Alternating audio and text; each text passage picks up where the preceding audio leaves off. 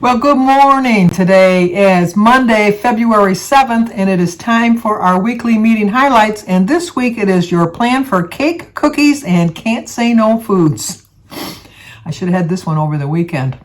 Trust me, should have had this one over the weekend. But anyway, we always start off with how I did, so let's see how I did this week. I really struggled this past week. I really struggled over the weekend, especially if you watched my vlogs on Saturday. On Sunday too, you could see that I was struggling, but somehow I overcame it. I was a little leery of getting on the scale this morning. I was thinking I wasn't going to get on the scale, but suck it up, Buttercup. I got on the scale. Let's see how I did.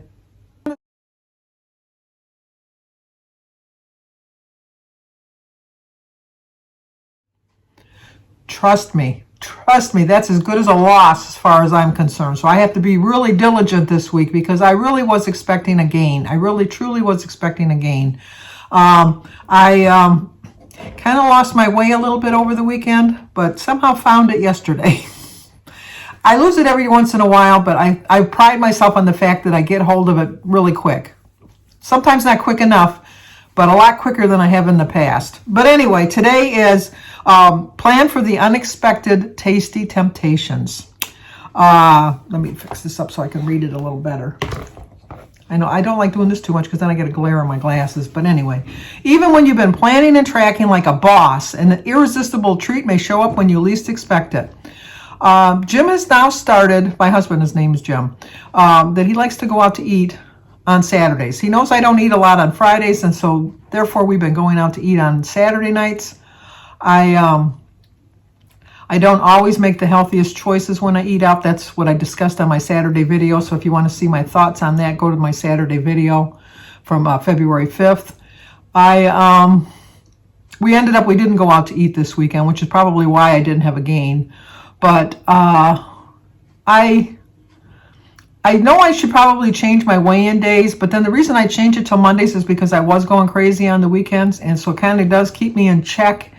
But I have to just think of it as just the one day that I'm eating out, and not the whole eating out 6 days, 7 days a week. It's one day, so I can plan for it, and that's my plan for this week. Is if we do go out to eat next Saturday, I have a plan that I'm going to save up some weeklies.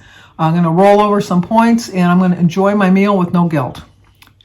Your kid's selling Girl Scout cookies. There's birthday cake at the office. Your favorite barista includes a free scone with your order. You can't anticipate every encounter of food you might come across, but you can control how you react to it. That is so true. All the things that I love in life are very high in points, and I know this. I do like vegetables, but like if I have my choice of having a vegetable platter or a banana split, I want to choose the banana split, but I have to get the mindset that that's a treat, not something that you're going to have all the time. And do you really need a whole big banana split? You could just have like a scoop of ice cream with some topping on it, rather than three scoops of icings with three scoops of ice cream rather with three toppings. So I got to rethink that plan. Before you go on autopilot and dive in, check with yourself so you can make a truly conscious choice on what to do next.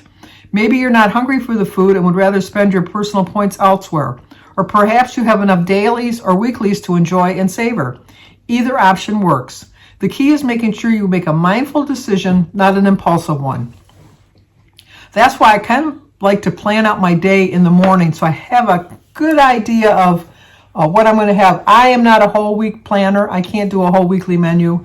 I have tried it in the past. It just doesn't work for me. I know you can skip, you don't have to, it's not like set in stone that you have to exactly follow it, but I never know day to day what I want to eat. So I wake up in the morning and think, is this the day I want this or that, and I plan my day accordingly that way. That's just what I do. I don't plan for unexpected treats, which is probably something I should be doing. But now that I know that Jim likes to go out to dinner on Saturdays, I'm going to plan for that. I'm going to plan that we're going to go out. I'm going to enjoy my time with my husband. I'm going to enjoy the time we're together and make better choices. I can still have the food I love and still make better choices as far as going with that food. My Alice's Spring Chicken, which is so high in points, there is not a reason in the world I can't order that whole meal, but just eat half of it, bring the other half home, and have it for lunch the next day. Divide the points up for the 2 days. That way I'm enjoying going out to eat. I'm enjoying my favorite meal. And I know the portion sizes are getting a little bit smaller now that the pandemic is coming to an end, hopefully. But with the prices of food and things like that, they have to stretch their dollar at the restaurants. I understand that. So hopefully maybe the adjustment will go down in the points. But there's not a reason in the world that you can't. They still give you a pretty hefty portion size, in my opinion. And I like big portions. We know that. So I could do that. So that's part of my plan for this week, too. They tell you to try this. Did someone bring a high personal points dessert or app to your dinner party, appetizer, and you didn't plan for it? Get in the driver's seat and follow these steps for what you're going to do next. Check in with your budget. Lean on tried and true strategies. Maybe you have enough dailies or weeklies for a smaller portion, or you can use rollovers. What about amping up on your 0-point food intake or adding points? Well, that would work if you knew that they were going to have all that stuff before you got there. You could plan ahead, and you could plan ahead by having lower point foods. But while you're there, I bring this up all the time. People always complain about the vegetable tray. Oh, I got to bring a vegetable and fruit tray. But if you go to an end of a party, and you look at the things that are left on there, the vegetables and fruit platter is pretty much always empty. It really, truly is. People do. I mean, a lot of times people just say, oh, I can't eat vegetables. I just can't stomach them. Have some dip with it, like 3 points. If you're eating a lot of all of the vegetables but dipping it in the thing, that's a 3 point. And vegetables are going to fill you up.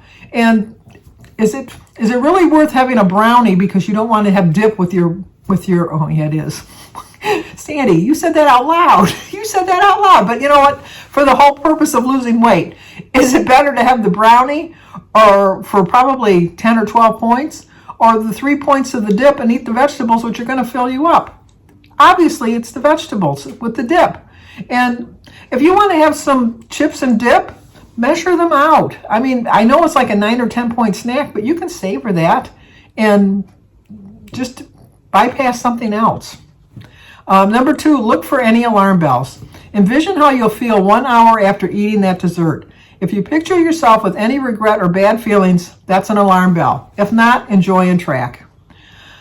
I so wish I could have the mentality that I have after I've eaten something. The memory, rather, not the mentality. The memory. I wish I could have the memory of how I feel after I binge on all this stuff before I eat it. I have a somewhat vague memory that, you know what, you're going to eat all this and you're not going to feel the greatest after you eat it. But then after you eat it and you're like, oh, I feel so bad. I just feel so, I wish I could remember this feeling. That's when I wish we could bottle that feeling. I really do, because how many of us, how many times have said to ourselves before we've eaten it, I know I'm going to pay for this. And then after you eat it, you pay for it and you say, why did I do that? I knew I was going to pay for it. It's all in our structure of our thought process. So we have to get the end result to the beginning. And then when we're all done eating, we could say, you know, I'm glad I remembered that I feel like crap when I eat stuff. I eat just enough that it's not going to bother me. And number 3, create a plan. If a little siren went off, put some space between you and that food. Do something else and come back in 5 to 10 minutes before making a decision. Now that you have some distance, decide what you want to do.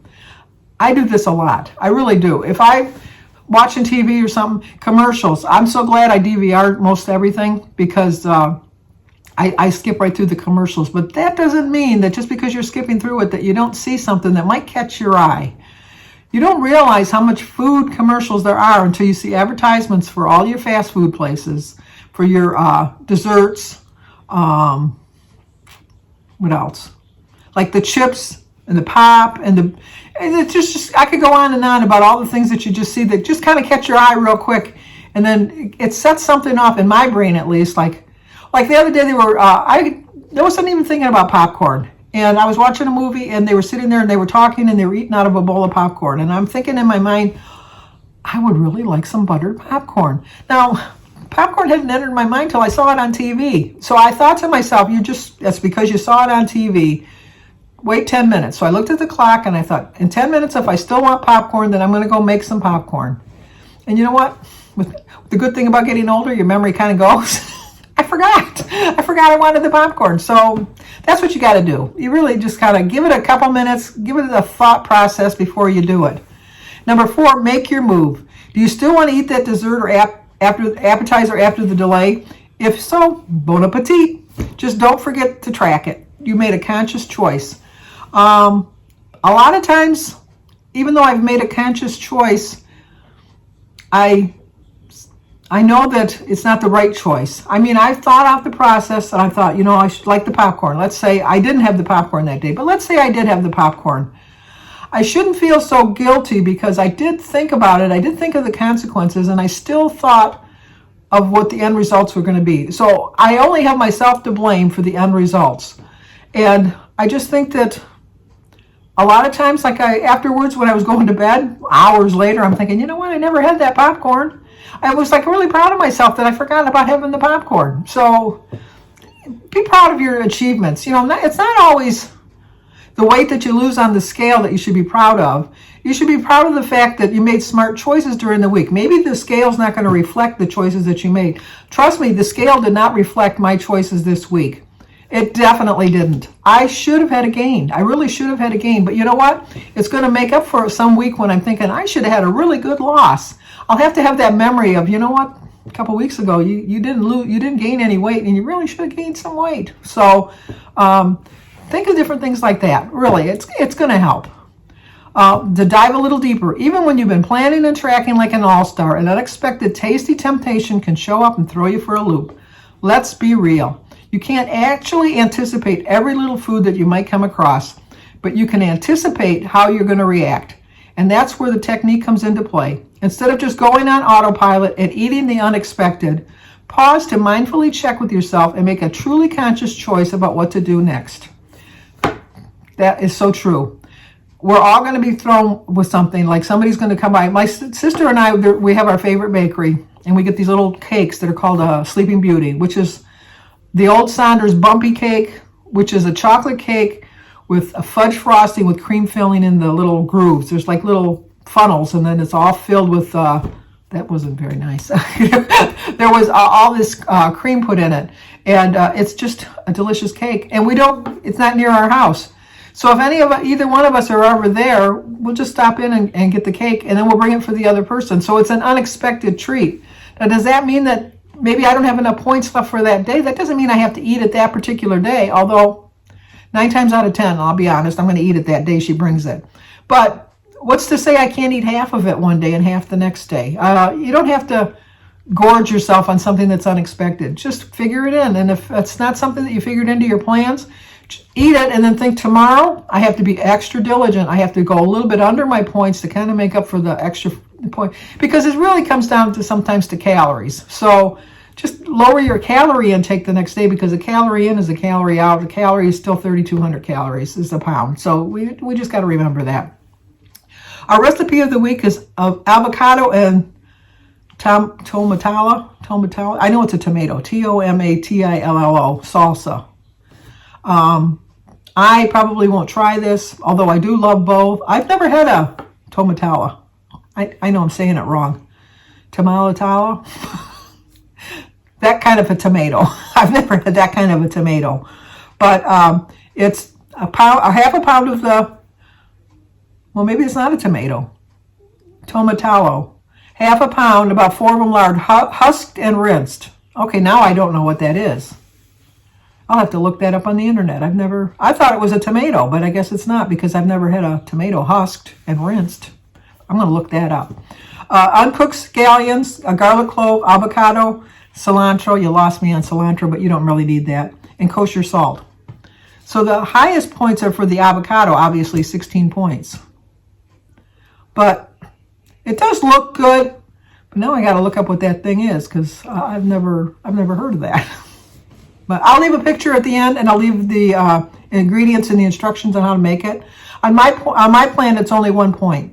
So for a serving, and the serving is 3 tablespoons. That's quite a big serving, because dip that I use right now, my vegetable dip, is 3 points for 2 tablespoons. So this is a better choice once I look up and see what that is. I never heard of it. But anyway, 234.2 this morning. I stayed the same. I'm still at 70 pounds lost, so I'm still at that magic number. But I'm still working my way to the 77. Now I'm a little bit behind because I told you I go in 5-pound increments. And I think I was 70. I wrote it down, but I think it was 77.2 I had to lose. I have to get to 77. Yeah, 77.2 pounds lost. I'll get there. I told you this year I'm not in a hurry, but I'm in a hurry, if that makes any sense. But if you're new to my channel, how did you guys do? I'm wondering, how did you guys do? And how do you avoid unexpected treats? That's a good thing, because I'm trying a new plan this week. Go on my daily vlog to see my new plan of attack for this week, and tune in again next week to see how my new plan worked, how much weight I've lost, because I'm going to lose weight next week. I kind of got that mindset this week. So, but now, if you're new to my channel, please subscribe, leave a comment, hit the like button, share if you think somebody might like to see it. As always, stay safe, and I will talk to you guys tomorrow. I won't talk to you tomorrow. I'll talk to you tonight on my daily vlog, but I'll talk to you next week on our weekly meeting highlights. How's that sound?